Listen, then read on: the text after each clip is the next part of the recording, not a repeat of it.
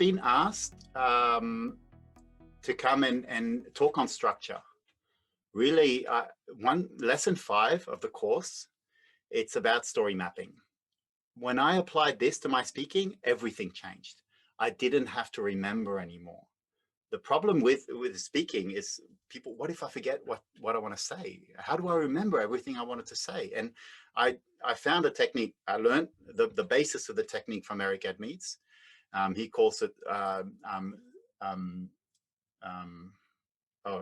call it story mapping. He calls it speech mapping. And it's really mind mapping. It's very simple. We've used mind maps. We know mind maps, but what I've realized is that we remember things much better in images.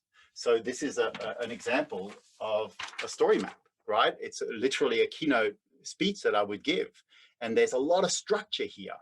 And this, if I look at this long enough and there's an emotional connection to this page, there's going to be memory retention, and you develop a semi-photographic memory, right? You can see your speech and you see it as an image, beginning, middle, and end.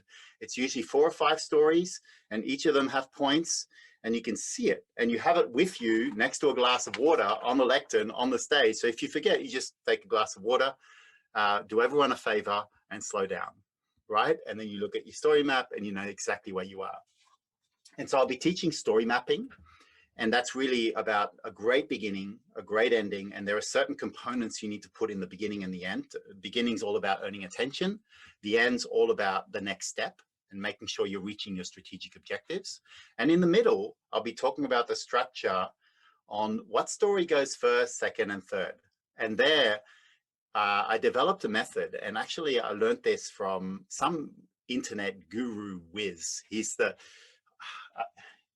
here he is, this guy, Shoe Money, and he's like the affiliate marketer of the century. He had the biggest check in AdSense. You know, he's the one, you probably remember him. He held an AdSense check for like $135,000.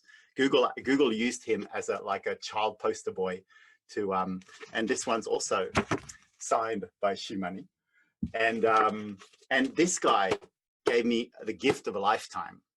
This guy, and his book's great. It's just an autobiography, and he is an incredible person, better marketer. He told me about the 3 Ps, and I actually read that.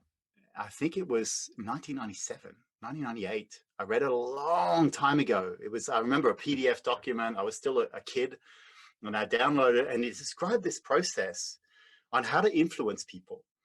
And the 3 Ps is simply pain potential proof. And if you roll out a story or a keynote, firstly addressing the pain, why they should care. They can associate with the pain, the problem. And then, only then do you start to unroll the potential, the solution on how to solve that pain. But that's not enough, because now people are associating with the pain. They love the potential solution. Oh, I haven't tried this one before. And so what they need next is a little bit of proof, a little bit of evidence that it's worth a try, that it's worked before. So you come in with evidence, you come in with data, you come in with success cases, and basically you make them go over the tipping point. And the next step is, of course, the next step. Sign the check, sign up here, buy here.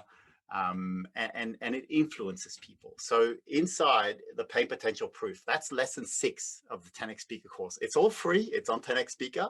And I'll be talking about lesson 5 and 6 during the conference live, and really taking you potentially a level deeper. But I don't believe more is better. I believe better is better. So I'm not going to be trying to tell you more than what's in the course, but I'm just going to be making it more contextually relevant to the people listening, and that is people with ambition to become professional speakers, and how to just really bring great structure to your talk.